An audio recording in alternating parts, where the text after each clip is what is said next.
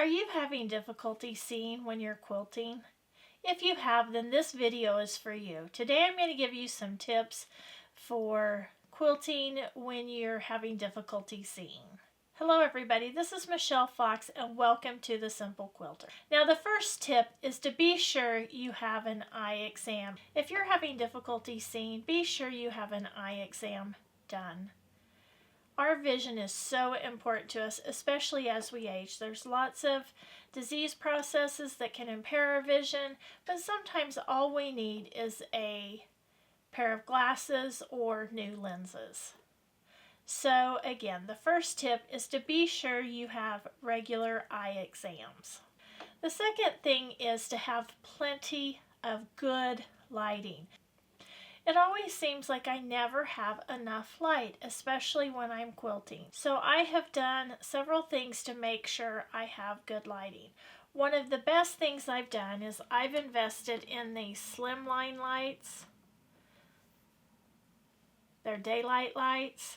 And I have one above my cutting station and one by my sewing station.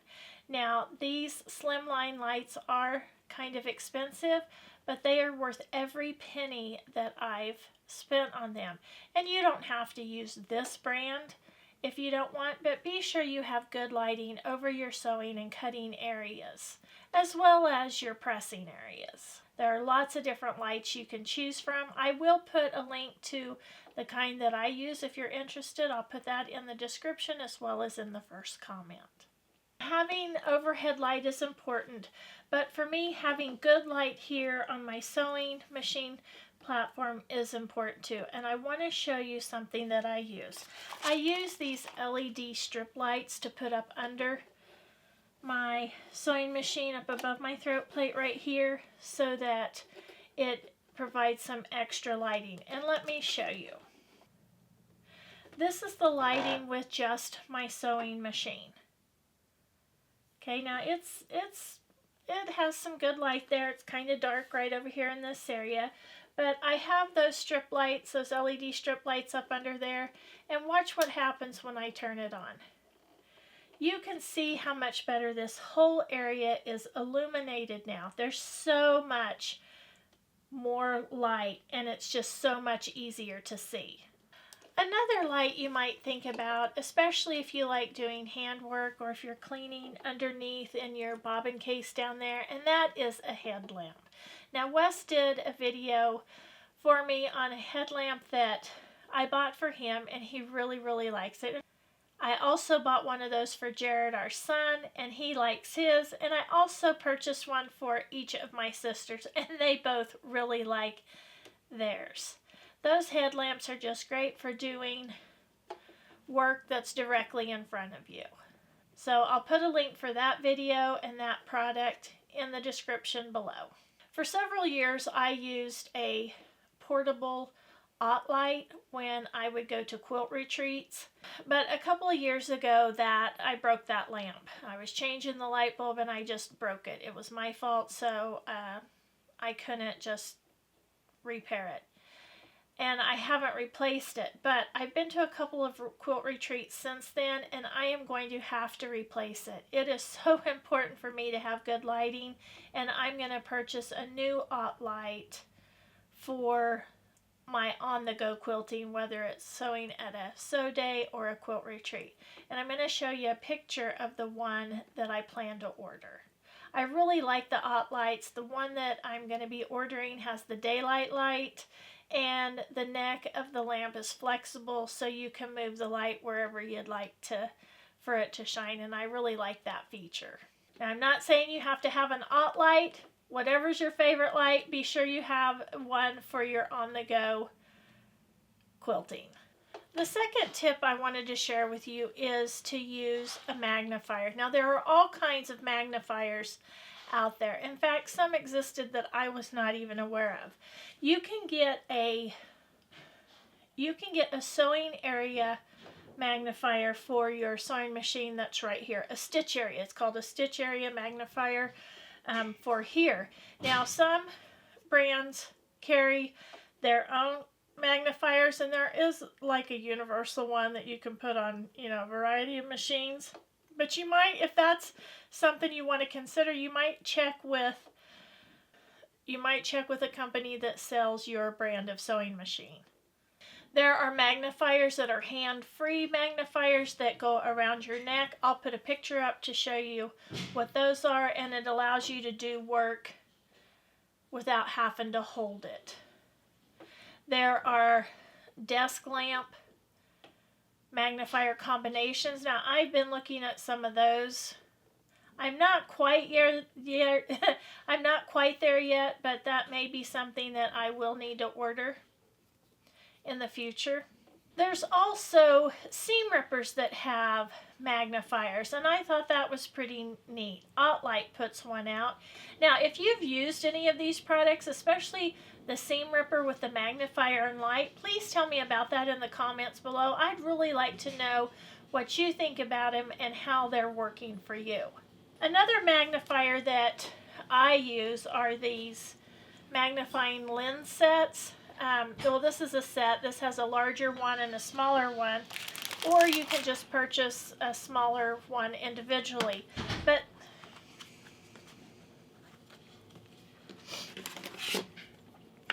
these are used for magnifying the marks on your acrylic rulers that you use for cutting fabrics, and it really does magnify that nicely.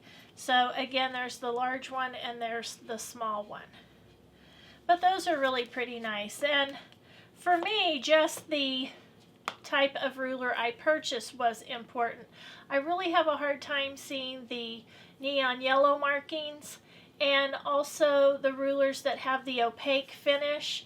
Those are hard for me to see. So I really do prefer the Creative Grids rulers because I think their numbers are easy to see, and for me the lines are easy to see. Now, these may not be what works for you, but look around and check out some different rulers and just pick the one that works best for you. There are other assistive devices that can help us with decreased or poor vision, and one of those is a magnetic pen wand.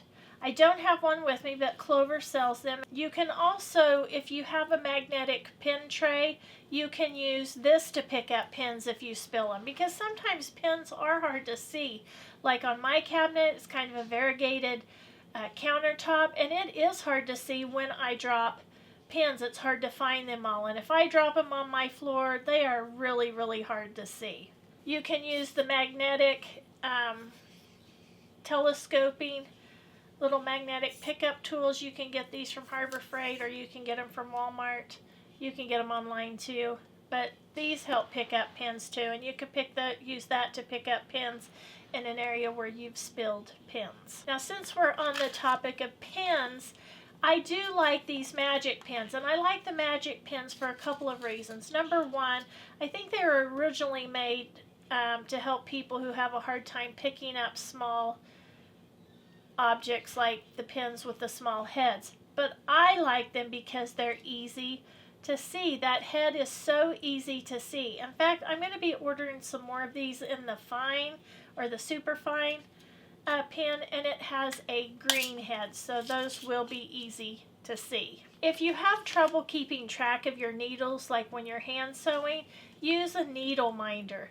These won't really help you see better, but they'll help you keep track of where you put your pen, because sometimes once you put your needle down, it is almost impossible to find. And I have a couple of cute ones here. This one's a little fox. This is my favorite one. I'm sure you can guess why.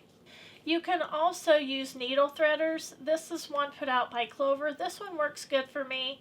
I'm not sure this has worked well for everybody, but this is a good one. I like this one. Also, when you're picking out a new sewing machine, or if you are fortunate enough to get to buy a new sewing machine, buy one with an automatic needle threader if you're having difficulty seeing. There are also needle threaders that help you thread the eye of the needle on your machine. I thought I had ordered some, but I couldn't find them, so maybe I just thought I had ordered them. But there are specific ones that you can get to use to thread the needle on your machine. There are also needles that don't have to be threaded. You know, you don't have to send the thread through the eye of the needle, you can just pull it down over the needle. That is another option for you. I just talked about an automatic needle threader for your sewing machine.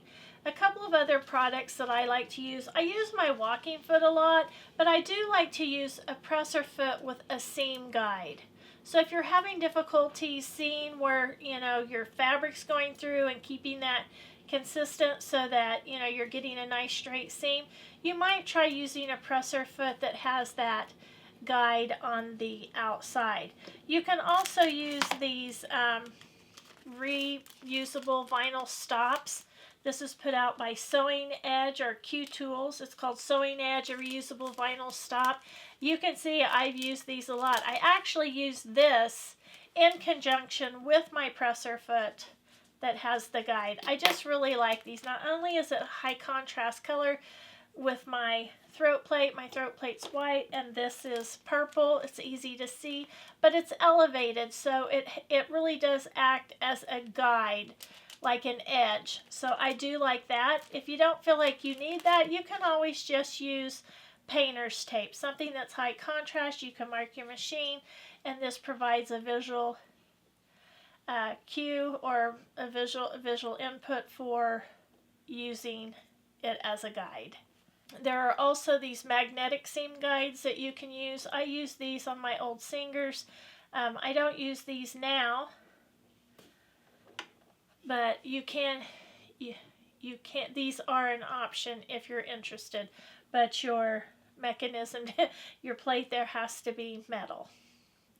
Another tip for you, if you have difficulty reading books or patterns or even magazines, then consider ordering them online. Now, I love to read and I like to have a book in my hands, but I have really moved away from that, and I purchase my books that I enjoy reading online because I can enlarge the font size and it's less strain on my eyes and so much easier to see.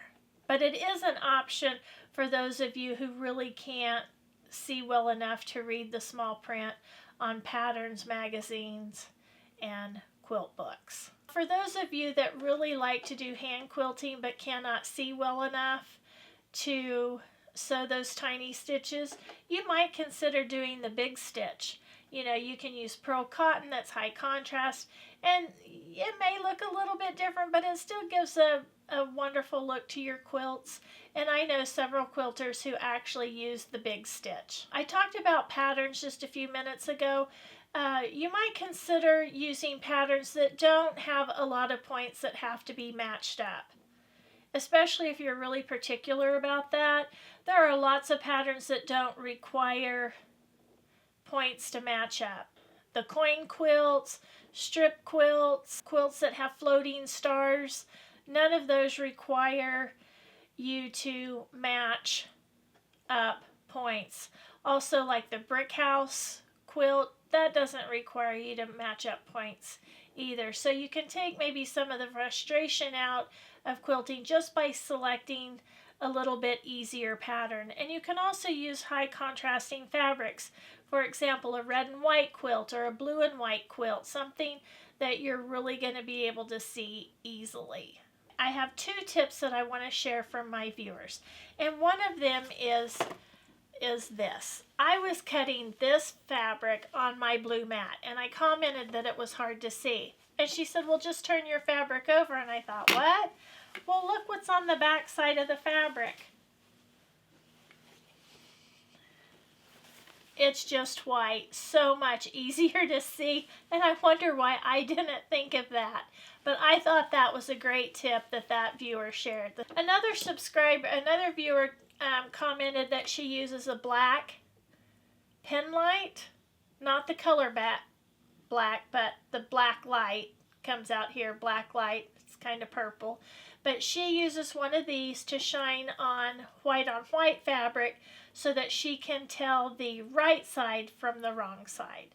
So I thought that was another great tip shared by one of my viewers. If you have any tips for quilting when you have decreased vision or poor vision, please include that in the comments below. If you've used, again, Again, if you've used any of the products I've shown, please be sure to tell me about that in the comments below. If you have a favorite desk lamp that you take with you for on-the-go quilting, tell me about that. I'm really curious to see what all of you are using out there. Please be sure to like, subscribe, and share. And until next time, have fun quilting.